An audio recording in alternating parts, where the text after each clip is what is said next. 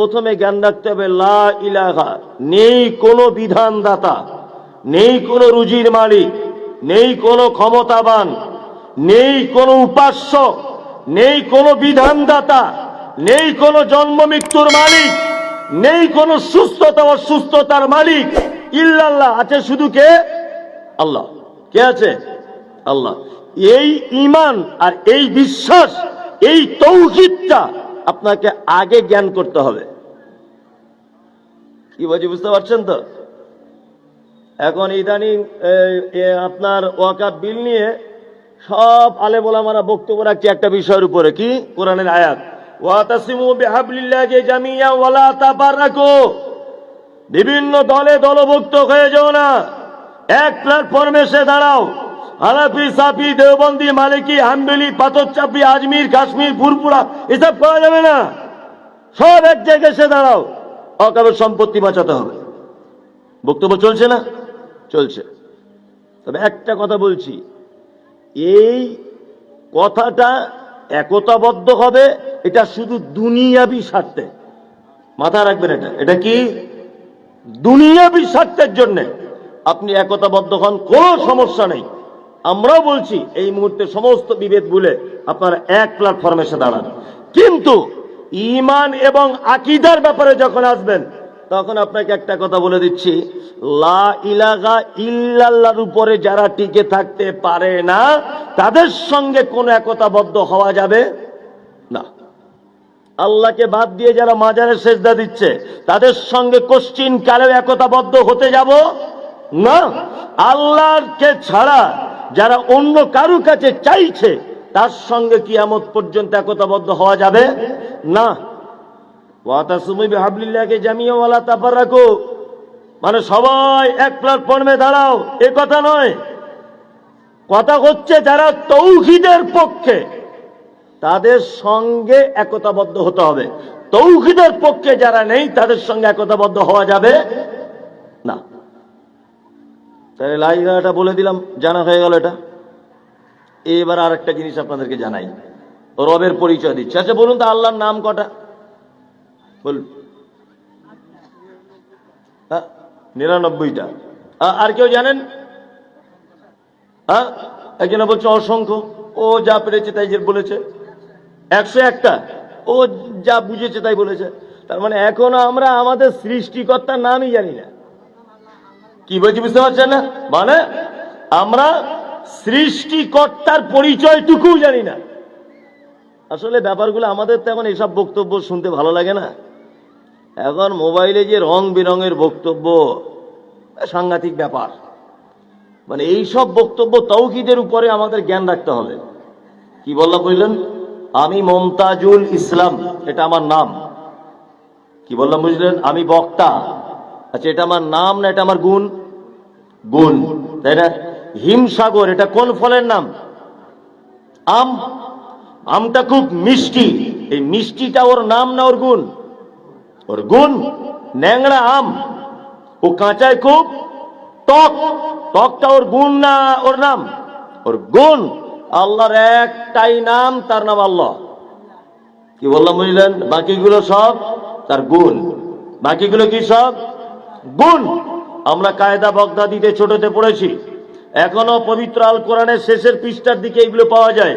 ইয়া আল্লাহ, ইয়া রহমান, ইয়া রহিম, ইয়া মালিক, ইয়া কুদ্দুস, ইয়া সালাম, ইয়া মুমিন, ইয়া মুহাইমিন, ইয়া আজিজ, ইয়া জব্বার, ইয়া মুতাকাব্বির। আছে না? আছে। এগুলো সব কি? গুণ, আল্লাহর গুণ।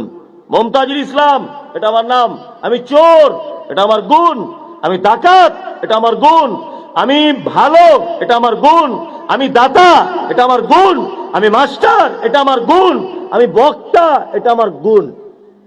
আল্লাহর নাম একটাই, তার নাম আল্লাহ রহমান, তিনি দয়ালু, আজিজ ক্ষমতাবান, হাকিম প্রজ্ঞাময়, জ্ঞানের তার শেষ নাই, গফফার, তিনি ক্ষমাশীল, অপরাধীকে ক্ষমা করেন। কি বললাম বুঝলেন না? এগুলো তার কি? সব গুণ। এবার আর একটা কথা বলছি, কায়দা বাগদাদিতে ইয়া আল্লাহ ইয়া রহমান থেকে শুরু করে আর 99টা পর্যন্ত ইয়া রব্ব এটা আছে নাই, খুঁজে দেখাতে পারবেন না। আল্লাহর একটা নাম আছে না রব, রব আছে না নেই? আছে। রব কোথা থেকে এলো? আল্লাহু আকবার। এগুলো জানা দরকার আছে। আদম আলাইহিস সালামকে আল্লাহ তাআলা তৈরি করলেন, জান্নাতের ভিতরে রাখলেন। জান্নাতে রাখার পরেও জান্নাতের মতো জায়গাতে আদম সুস্থ নেই, উসপিস উসপিস করছে। তা আল্লাহ জিজ্ঞাসা করছে আদমকে, কি ব্যাপার, এই অবস্থা কেন? ইন্নাল্লাহা আলিমুম বিযাতিস সুদূর, আল্লাহ অন্তরের কথা জানেন। মানে আল্লাহ বুঝতে পেরেছে ওর একটা বউ দরকার, বউ ছাড়াও ভালো থাকবে না। জান্নাতে ওকে একটা বউ দেওয়া হলো, হাওয়া আলাইহিস সালামকে, তাই না? আল্লাহ তাআলা জান্নাতের ভিতরে রাখলেন। রাখার পরে আল্লাহ বলছেন জান্নাতের সমস্ত কিছু তোমরা ভোগ করো। ওই যে গাছটা দেখতে পাচ্ছ, ওর সাইডে যাবে না, ওর ফল খাবে না। কি গাছ ছিল? গন্ধম। এটা একেবারে মিথ্যা কথা। গন্ধম বলে কোন গাছ এরকম হাদিস কোরআনে কোথাও উল্লেখ নেই। শুধু গাছ এতটুকুই। সেটা গমের গাছ হতে পারে, লাউয়ের গাছ হতে পারে, কদু হতে পারে, টমেটোর হতে পারে, বেগুনের হতে পারে, আপনার দেখা দরকার কি? যে কোনো গাছ। আল্লাহ বললেন যে তোমরা দুজনা জান্নাতের সবকিছু নিয়ামত ভোগ করো, কিন্তু ওই ফল দুটো খেতে পাবে না। এখন জান্নাতের ভিতরে ছিল সঙ্গে কে? ইবলিস। আর ইবলিস তো আগেই আবা ওয়াস্তাকবারা ওয়া কানা মিনাল কাফিরিন, ও তো অবিশ্বাসীদের দলভুক্ত হয়ে গেছে আগেই, ইতিহাস আপনারা জানেন। এখন ইবলিসের কাজ যেটা, ইবলিস তখন হাওয়াকে আর আদমকে বলে, পাগল কোথায়, ফল খা। নিশ্চয় ফলে খুব মিষ্টি, ওই জন্য আল্লাহ তোরা বেশি খাবি মনে হয়, ওই জন্য মানা করে দিয়েছে। এক দু পিস খা, হালকা, অসুবিধা নাই। শয়তানের যা কাজ, ওকে এখন ভুলিয়ে বালিয়ে এদিক ওদিক করে ফল খাইয়ে দিয়েছে। আল্লাহ বলছে চল জান্নাত থেকে বেরিয়ে যা। তিনজনে জান্নাত থেকে বার হ। আদম আলাইহিস সালামকে জান্নাত থেকে বার করলেন, বার করে রেখেছিলেন কোথায়? ফেলেছিলেন কোথায়? ভারতে। যদি বলছেন না ইতিহাসটা ঠিক হচ্ছে না, শ্রীলঙ্কায়। আর শ্রীলঙ্কা তখন ভারতের অন্তর্ভুক্ত ছিল। আর হাওয়াকে পাঠানো হয়েছিল কোথায়? হাওয়া আলাইহিস সালামকে পাঠানো হয়েছিল জিদ্দাতে। এবার দুইজন দুই সাইড দিয়ে দোয়া করছে। ভুল করেছে, অপরাধ। কি দোয়া করছে? রব্বানা যালামনা আনফুসানা ওয়া ইল্লাম তাগফির লানা ওয়া তারহামনা লানাকুনান্না মিনাল খাসিরিন। দোয়া করছে, শুধু দোয়া করছে। এ জিদ্দা থেকে, আরো কোথায়? শ্রীলঙ্কা থেকে। দোয়া করছে দুজন দুই দিক থেকে। কি দোয়া? রব্বানা যালামনা আনফুসানা ওয়া ইল্লাম তাগফির লানা ওয়া তারহামনা লানাকুনান্না মিনাল খাসিরিন। দোয়া করছেন। আল্লাহ এদের দোয়া একাধিকবার করার কারণে এদেরকে ক্ষমা করে দিলেন। ক্ষমা করে দেওয়ার পরে আবার ডেকেছেন। ডেকে আল্লাহ তাআলা জিজ্ঞাসা করছেন আদম, কই আলাস্তু বিরাব্বিকুম, এবার বলো আদম, আমি কি তোমাদের প্রভু রব নয়? আমি কি তোমাদের রব নয়? তখন আদম আলাইহিস সালাম কি বললেন? ক্বালু বালা, আল্লাহ হ্যাঁ, আল্লাহ হ্যাঁ, আপনি আমাদের রব। তাহলে আল্লাহ পৃথিবীর প্রথম মানুষ আদমের কাছ থেকে নিজের কি নামের পরিচয় নিলেন? রব, তাই না? এইবার বলছি, একটা মানুষ মারা গেল, মারা যাবার পর কবরে কটি প্রশ্ন করা হয়? তিনটি। প্রথম কি? মান রব্বুকা, বলো তোমার রব কে, তাই না? তাহলে পৃথিবীর সূচনাতে আল্লাহ নিজের পরিচয় কি দিয়ে নিলেন? রব। আর মারা যাবার পরে আপনার কাছ থেকে আল্লাহ কি জানতে চাইছেন? আমি আল্লাহ, আমি রহমান, আমি রাহিম, এইটা জানতে চাইছেন না? বান্দা তুমি বলো মান রব্বুকা, তোমার রব কে। তার মানে পৃথিবীর সূচনা তো নিজের পরিচয় করিয়েছেন রব দিয়ে, আর আপনার কাছে কবরে জানবেন কি নাম নিয়ে? রব। এইবার এখানে থেমে যান, আমি আর একটা কথা বলি। রব কত গুরুত্বপূর্ণ নাম। আমাদের দত্তপুকুরে একটা মিষ্টি পাওয়া যায়, তার নাম ল্যাংচা। আপনাদের এখানে আছে? আছে। আমাদের ওখানে আর একটা মিষ্টি আছে, তার নাম কালাকান্দ। আপনাদের এখানেও আছে? আসে মিষ্টির দোকানে কালাকান, ছানার জিলাপি, রসগোল্লা, ওই আপনার পান্তুয়া, তারপরে আপনার যত মিষ্টি আছে আর কি, এক কথায় যত মিষ্টি। আচ্ছা বলুন তো, মিষ্টির দোকানের মূল উপাদান কি? দুধ। মূল উপাদান কি? দুধ। তার মানে মফিজুল ভাই এই যদি এখন অসুস্থ হয়ে যায়, তো ডাক্তার বলেছে তোমাকে প্রতিদিন দই খেতে হবে। আবার ডাক্তার তার পরের সপ্তাহে বলছে দই না খেতে পারেন তা 2 করে রসগোল্লা খাবেন। আর একটা ডাক্তারের কাছে ও গিয়ে বলছে রসগোল্লা চলবে না, কালাকান্দ খাবেন। আরেকজন ডাক্তার বলছে ছানার জিলাপি খাবেন। ও যদি সব বাদ দিয়ে শুধু প্রতিদিন 1 পাই করে দুধ খায়, তাহলে বলুন তো সমস্ত ভিটামিন দুধের ভিতরে আছে না নেই? আছে। ঠিক তেমন আল্লাহর নাম একটা রব, এটা এমন একটা গুণবাচক নাম যে আল্লাহর যত গুণ আছে এই একটা নাম দিয়ে ডাকলেই সমস্ত গুণ রবের ভিতরে আসে। আল্লাহু আকবার। তার একটা জ্বলন্ত প্রমাণ বলি, তাহলে পৃথিবীর সূচনাতে আল্লাহ নিজের পরিচয় দিলেন কি দিয়ে? রব। আর কবরে রব, তাই তো? এইবার বলছি, বান্দা আর আল্লাহর মাঝখানে মিডিয়া সব থেকে বড় ইবাদত কি? নামাজ, সালাত, তাই না? সালাত হচ্ছে সব থেকে বড় মিডিয়া, যে মিডিয়ার মাধ্যমে আল্লাহর সঙ্গে ডাইরেক্ট যোগাযোগ করা যায়। ওই জন্য পবিত্র আল কোরআনের শব্দ এসেছে অসজুদ ওয়াক্তারিব। বান্দা যখন সেজদা দেয় তখন আল্লাহ এত নিকটে চলে আসে, মুহাদ্দিসিনগণ বলছেন একটা কাঁধ আর কানের লতি, এই দুটোর যতটা ডিফারেন্স তার থেকেও কাছে চলে আসে। এবার একটা মজার কথা বলি, আল্লাহকে আল্লাহ বললে বেশি খুশি হয়, রহমান বললে বেশি খুশি হয়, রহিম বললে বেশি খুশি হয়, কি নামে ডাকলে বেশি খুশি হয় আল্লাহকে? এটা জানা লাগবে কি লাগবে না? লাগবে। নামাজ শুরু করলেন আপনি, আল্লাহু আকবার, এই চুপ করো, আল্লাহু আকবার, নামাজ শুরু হলো, আলহামদুলিল্লাহি রাব্বিল আলামিন। প্রথম আয়াতে আল্লাহ বলছেন রব্বিল আলামিন। প্রথম আয়াতে আল্লাহ নিজের নাম ব্যবহার করছেন রব। সূরা শেষ হয়ে গেল, আল্লাহু আকবার বলে আপনি রুকুতে গেলেন, একটা দোয়া বলা লাগবে, সুবহানা রাব্বিয়াল আযীম।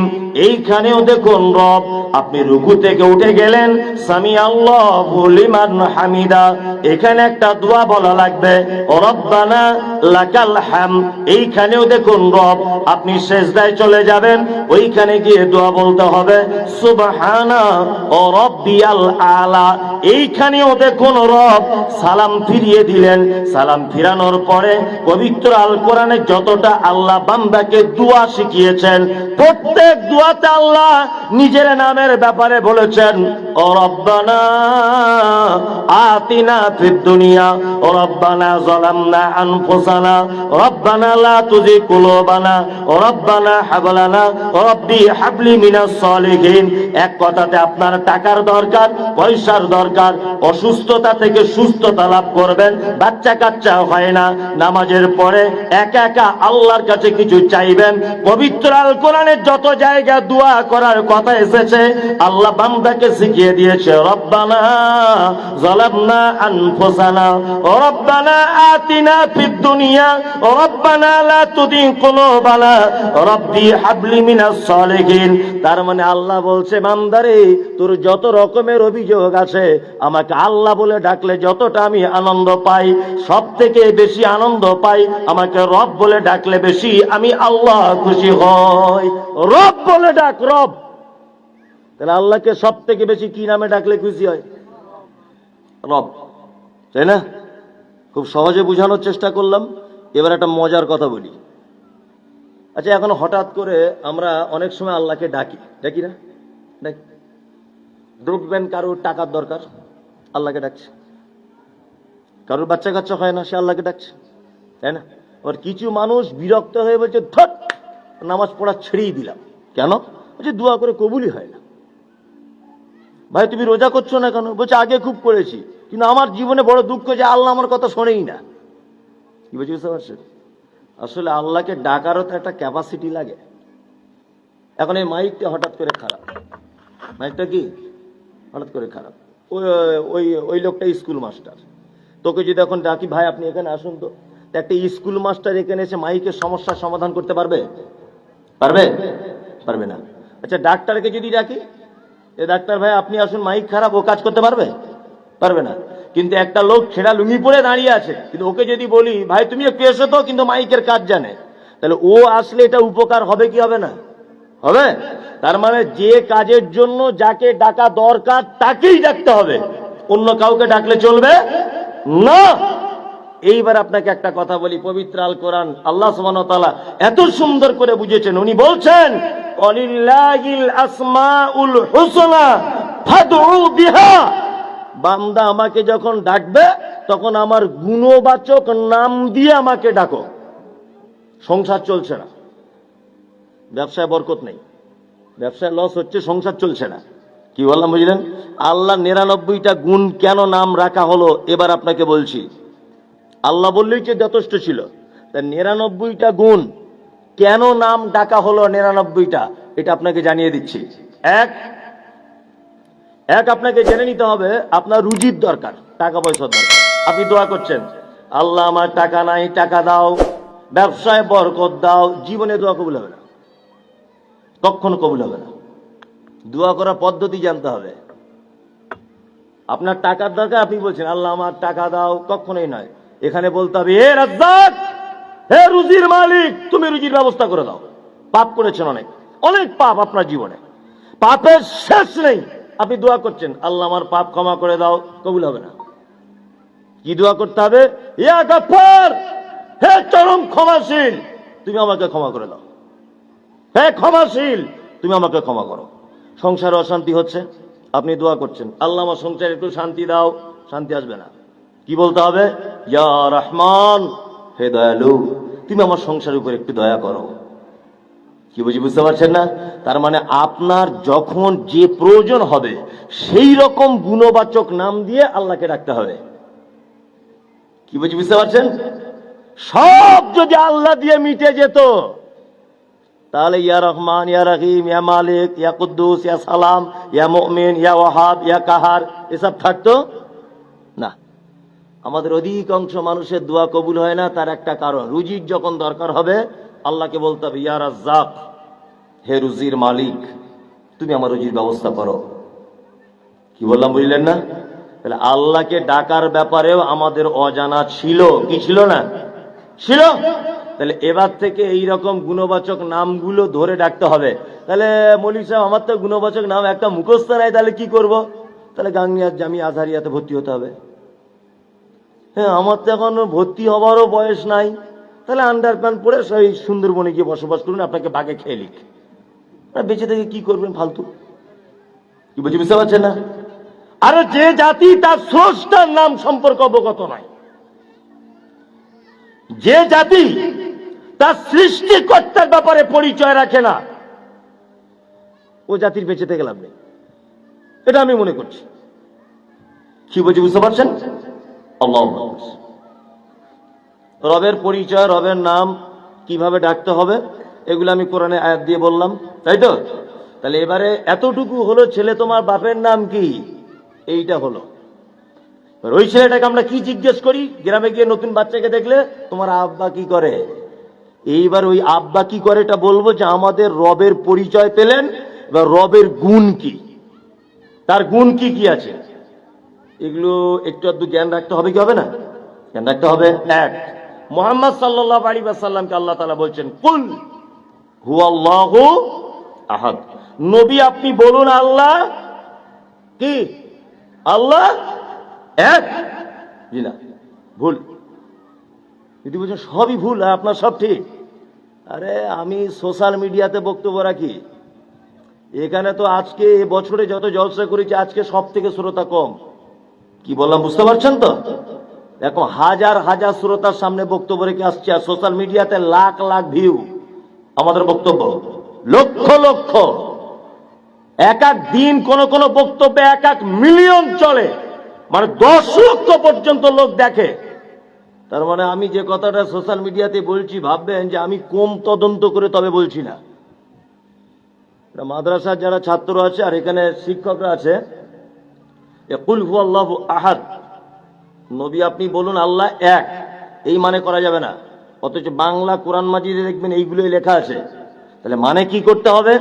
একটা কথা বলে দিই, আমরা জানি সকলেই যে আরবিতে 1 2 3 4 5 6 7 8 9 10 এরকম আছে না? বাংলায় এগুলো, ইংরেজিতে 1 2 3 4 5 6 7 8 হাবি যাবে অনেক কিছু, তাই তো? ঠিক তেমন আরবিতে এই 1 2 এর এগুলো আছে না নেই? হ্যাঁ, তাহলে আরবিতে এককে কি বলে? কারো জানা আছে এখানে আরবিতে এককে কি বলে? কে বলছে? আপনি আপনি তো ভালোই জানেন আলহামদুলিল্লাহ। ওয়াহেদ, ওয়াহেদ মানে এক, ইসনা দুই, সালাসা তিন, আরবা চার, খামসা পাঁচ, ঠিক যেমন 1 2 3 4 5। তাহলে আপনি কি বললেন? ওয়াহেদ মানে এক। তাহলে আমি এখানে আল্লাহ কোরআনে কি বলছেন? কুল হুয়াল্লাহু ওয়াহেদ না আহাদ? কুল হুয়াল্লাহু আহাদ না ওয়াহেদ? আহাদ। তা ওয়াহেদ মানে আপনি বলছেন এক, তাহলে আহাদ মানে এক হলো কি করে? দুটো তো আসমান জমিন ডিফারেন্স। আর অরিজিনালি কিন্তু ওয়াহেদ মানে এক। ওয়াহেদ মানে এক না? এ তো হেড মৌলানা আছে, ওয়াহেদ মানে এক।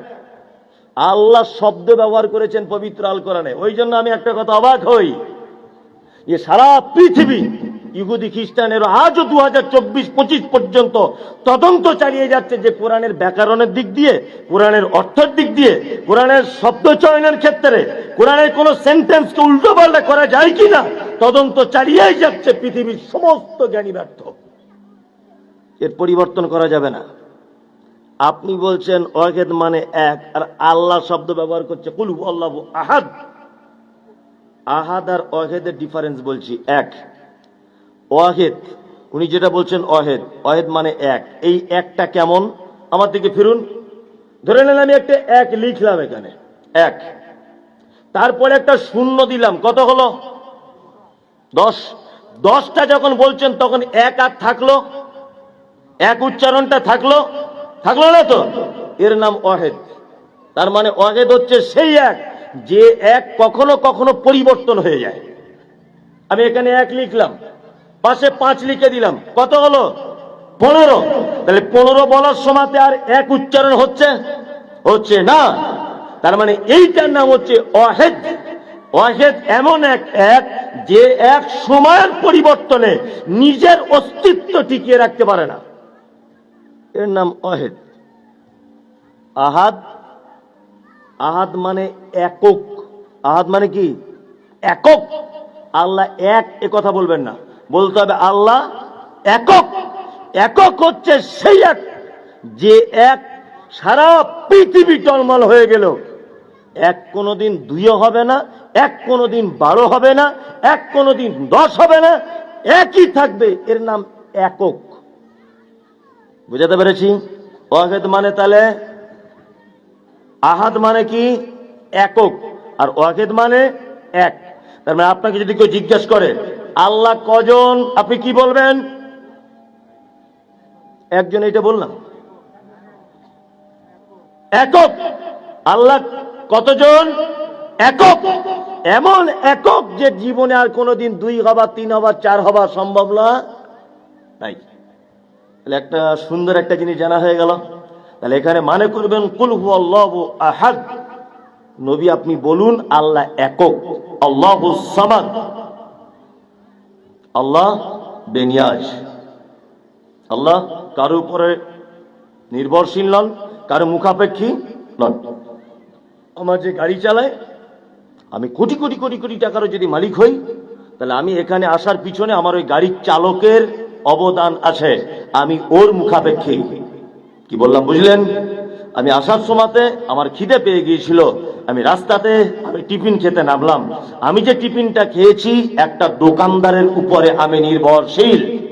তার মানে পৃথিবীতে এমন কোন মানুষ নেই যে মানুষ বা যে সৃষ্টি অপরের মুখাপেক্ষী নয়। কি বললাম বুঝলেন? পৃথিবীতে যত স্রষ্টা দেখতে পান, যত স্রষ্টা, অর্থাৎ মানুষ যাদেরকে স্রষ্টা হিসেবে মানে, হিন্দু ভাইরা দেবদেবীর পূজা করে, বিশাল সরস্বতী ঠাকুর উঠেছে, ভালো করে বুঝবেন। বিশাল দুর্গা ঠাকুর উঠেছে একটা প্যান্ডেলে, ঠাকুরের পিছনের দিকে দেখবেন একটা বাঁশ তার পাছার দিক দিয়ে এরকম হেলান দিয়ে রাখা আছে যাতে পড়ে না যায়। তার মানে ও আল্লাহ হলেও ও বাঁশের উপরে নির্ভরশীল, একা ক্ষমতা নাই দাঁড়াবার। আছে? নাই। আমার আল্লাহর সঙ্গে পৃথিবীর অন্যান্য দেবদেবীর এটাই ডিফারেন্স, তিনি কারো মুখাপেক্ষী নন। কাউকে বলে কয়ে কাজ করেন না, কাউকে ধার ধারেন না। আশ্চর্য এক রূপ। গ্রামে ইন্দিরা আবাসনের ঘর এসেছে গরিব মানুষের, পঞ্চায়েত যদি চালাকি করে ঘর কেটে ওই ঘর ধনী মানুষকে দিয়ে দেয়, আর এইটা যদি গ্রামে জানাজানি হয়ে যায় পঞ্চায়েতের বিরুদ্ধে, দেখবেন মানুষ রাস্তায় নামবে না? যে ন্যায্য পাওনাদারের ঘর পেল না কেন, পঞ্চায়েত তুমি জবাব দাও। এই প্রতিবাদ চলবে কি চলবে না? চলবে। তার মানে যে প্রাপ্যদার তার প্রাপ্য না দিলে মানুষ কিন্তু প্রতিবাদের ঝড় তোলে।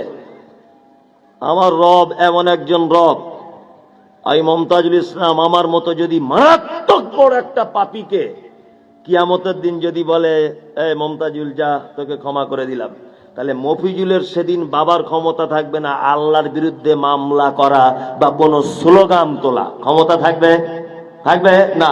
আহকামুল হাকিমিন, সেদিন বিচারকের বিচারককে কে? আল্লাহ। কারো মুখাপেক্ষী না। তাহলে আমাদের আল্লাহর গুণ কি কি হলো? দুটো হলো, মাথায় রাখবেন। আমাদের আল্লাহর প্রথম গুণ তিনি একক। তারপরের গুণ উনি বেনিয়াস, কারোর উপরে নির্ভরশীল নন, তাই তো? লাম ইয়ালিদ ওয়া লাম ইউলাদ, তিনি কারোর পেটে জন্মগ্রহণ করেননি আর ওনার পেটেও কেউ জন্মগ্রহণ করেনি। ওয়া লাম ইয়াকুল লাহু কুফুয়ান আহাদ, আর তার সমকক্ষ পৃথিবীতে আর কেউ নেই। রুজির মালিক কে? হায়াত মওতের মালিক আল্লাহ।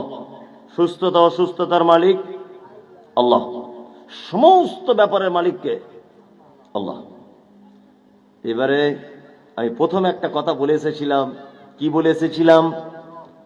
যে একতাবদ্ধ হতে হবে কাদের সাথে? যারা তৌহিদের উপরে অটুট, তাদের সঙ্গে একতাবদ্ধ হতে হবে। এই জায়গাটা এবারে দেখুন, আমাদের আল্লাহর গুণ ওয়ালাম ইয়াকুল লাহু কুফুয়ান আহাদ, তার মতো আর পৃথিবীতে কেউ কি নেই। রুজির মালিক কে? জোরে বলুন। আল্লাহ, তাই না? রুজির মালিক আল্লাহ। এবার একটা কথা বলি, অনেক মানুষ দেখবেন দোকান করেছে, তাবিজ টাঙিয়ে আছে। এই গ্রামে অবশ্যই সব চলে না, অন্যান্য গ্রামেও তো হয়, এগুলো জেনে যাওয়া আপনার দরকার। তাহলে একটা তৌহিদবাদী মানুষ, তার ঈমান আল্লাহর উপরে আর থাকলো না, চলে গেল কোথায়? তাবিজে। আর পৃথিবীতে যত চিটিংবাজি কারবার আর 2 নম্বরই কারবার, এটা একটা তার মধ্যে একজন। কি বলছি বুঝতে পারছেন? মানে এই ব্যবসাটা যারা করে, আল্লাহু আকবার। মানে একটা হাসির কথা বলি, একটা লোকের সাইকেল চুরি হয়ে গেছে, গরিব মানুষ, লোকটা খুব গরিব, সাইকেল চুরি হয়ে গেছে। তো দৌড়িয়ে সকালবেলা ইমাম সাহেবের কাছে গেছে, হুজুর আমার একটাই সাইকেল, সাইকেলটা চুরি হয়ে গেল, হুজুর কি করব? আর হুজুর দেখছে এটা খুব বড় সুযোগ, বেতনও কম, যদি কিছু মাল করি ঝাড়া যায়। হুজুর তখন হাতটা এরকম করে ধরে বলছে, বাড়ির পাশের লোক নিয়েছে। আর সাইকেল বাড়ির পাশের লোক নেয় না তো আমেরিকা থেকে চোর আসে, শালা হারামখোর। হ্যাঁ, সাইকেল চুরি করতে আমেরিকা থেকে চোর আসে? আচ্ছা, গাঙ্গিয়া যদি একটা লোকের সাইকেল চুরি হয়ে যায়, তা আমি দত্তপুকুর থেকে সাইকেল চুরি করতে আসবো? স্বাভাবিক জ্ঞান, বাড়ির পাশের লোকই চুরি করে সাইকেল, এটা সাধারণ জ্ঞান। তবে সুজি তাহলে কি করবো? তা সাইকেল নেই, প্রতিদিন আমাকে গোসাইপুরে যেতে হয়, কি করে যাবো ধান টান নিয়ে? তো ইমাম সাহেব বলছে 150 টাকার একটা তাবিজ দিয়ে দিচ্ছি, মেন গেটের সামনে তুমি টাঙিয়ে রাখবে, 3 দিনের মধ্যে তোমার সাইকেল চলে আসার সম্ভাবনা আছে। ভালো করে বুঝবেন। কারণ এ দেখছে যদি 4000 টাকা সাইকেল 150 টাকায় মিটে যায়, তাই ফালতু ঝামেলা করতে যাবো কেন? তা বলছে হুজুর তাহলে তাই দেয়, বলে 150 টাকার তাবিজ দিয়ে দিয়েছে। ভালো করে বুঝবেন। 150 টাকার তাবিজ নেওয়ার পরে এখন ও সে মেন গেটের সামনে তাবিজ ঝুলিয়ে দিয়ে শুধু আল্লাহ আল্লাহ করছে, এই মনে হয় আসছে, এই মনে হয় আসছে। 6 দিন হয়ে গেল, সাইকেল আর আসে না। তো ও আবার ওই হুজুরের কাছে গিয়ে বলছে, হুজুর কি বাবা সাইকেল আসছে না? তখন ও আমার হাত দেখে বলছে, সাইকেল এক চান্স আসার কথা ছিল, কিন্তু চোর শালা এত বড় জ্ঞানী, মানে সামনের চাকাটা একটা দোকানে বিক্রি করেছে, মরগাটা একটা দোকানে বিক্রি করেছে, চেন আর একটা দোকানে খুলে বিক্রি করেছে, সব পার্টস আলাদা আলাদা করে দোকানে বিক্রি করেছে, ওই জন্য সাইকেল আসতে পারছে না। মানে এই আর এক চিটার। আচ্ছা, সাইকেল এরকম করে বিক্রি করলে জীবনে বিক্রি হয়? হ্যাঁ, ও মূর্খ সুর্খ মানুষও দেখছে, তাহলে হলেও হতেও পারে। ঠিক আছে হুজুর, তাহলে আসবে না? বলছে না, আর আসবে না। তবে আর একটা রিস্ক নিচ্ছি আমি। বলে রিস্ক কি দিল? রিস্ক দিয়েছে না আয়াতুল কুরসিটা লিখে দিয়েছে, লিখে বলছে বাড়ির এক সাইডের দিকে টাঙিয়ে দেন, কাজ হলে হতে পারে। মুহাম্মদ সাল্লাল্লাহু আলাইহি ওয়াসাল্লামের হাদিস, তুমি যখন শুতে যাবে বিছানায় আলো নিভিয়ে দাও। যখন বিছানায় শুতে যাবে তখন তুমি কুল আউযু বিরাব্বিন নাস, কুল আউযু বিরাব্বিল ফালাক এটা তেলাওয়াত করো। আল্লাহ রাসূল বলেছেন, ডান করোটে শো। ঘুমের ঘরে যদি তুমি কোনো খারাপ স্বপ্ন যদি দেখো, করার পরিবর্তন করো, আর 3 বার থু থু করে তুমি হাতটাকে ছেড়ে দাও। একটা দোয়া বলো, আউযু বিল্লাহি মিনাশ শাইতানির রাজিম, করার পরিবর্তন করে আবার ঘুমাও। আল্লাহ রাসূল বলেছেন, ঘুমানোর সময় দোয়া বলে ঘুমাও, আল্লাহুম্মা বিইসমিকা আমুতু ওয়া আহইয়া। ঘুম ভেঙে গেল, ঘুম থেকে উঠবেন, আলহামদুলিল্লাহিল্লাযী আহইয়ানা বা'দামা ওয়া আমাতানা ওয়া ইলাইহিন নুশুর, এই দোয়াটা বলে ওঠো। তবে শোনো, আল্লাহ রাসূল বলছেন যে তুমি ঘুম থেকে ওঠার পরে তুমি ভাত খেতে পাবে না, থালাতে হাত দিতে পাবে না, পানির পাত্রে হাত দিতে পাবে না। কোনো জিনিস হাত দেওয়ার আগে হাতটা কবজি পর্যন্ত ভালো করে ধুয়ে নাও। কারণ আল্লাহ রাসূল বলছেন, তোমার হাত রাতের বেলা কোথায় যে চলেছে এটা তো তুমি জানো না। জানো? জানো না। হয়তো এমন কোথাও চুলকে দিয়েছেন আপনি, এরকম হতেও পারে নোংরা জায়গায়। তাহলে হাত আপনাকে এই পর্যন্ত ধুয়ে নিতে হবে, তারপরে কোনো জিনিসে হাত দেবেন। এইবারে আপনার মাঠে 3 বিঘা জমি ধান পেকে আছে, ঝাড়া ধান বস্তার ভিতরে রাখা আছে। আপনার বাইরে গোয়াল ঘর 2টো গরু কুরবানিতে বিক্রি করবেন রাখা আছে, চুরি হয়ে যাবার সম্ভাবনা আছে। বাড়িতে সাইকেল আছে, একটা রাখার জায়গা নেই, বাইরের দিকে রাখেন। আল্লাহ রাসূল তিনি বলেছেন, তুমি যদি সবার সময়তে এই দোয়াটা বলো, আল্লাহু লা ইলাহা ইল্লা হুয়াল হাইয়ুল কাইয়্যুম লা তাখুযুহু সিনাতুন ওয়ালা নাওম লাহু মা ফিস সামাওয়াতি ওয়া মা ফিল আরদ, শেষ পর্যন্ত আয়াতুল কুরসিটা তুমি পড়ো, হাতে ফুঁক দাও, তোমার হাত যত দূর যায় তুমি তত দূর বুলিয়ে নাও। তাহলে তোমার ধান, তোমার গরু, তোমার সাইকেল, তোমার টাকা পয়সা, তোমার গয়নাগাটি, তোমার গাছের আম, তোমার গাছের পেয়ারা সারা রাত চৌকি দিবেন এবং জিম্মাদারিতে থাকবেন আল্লাহ। কে চৌকি দিবে? হ্যাঁ, আল্লাহ। চৌকি দিবে কে?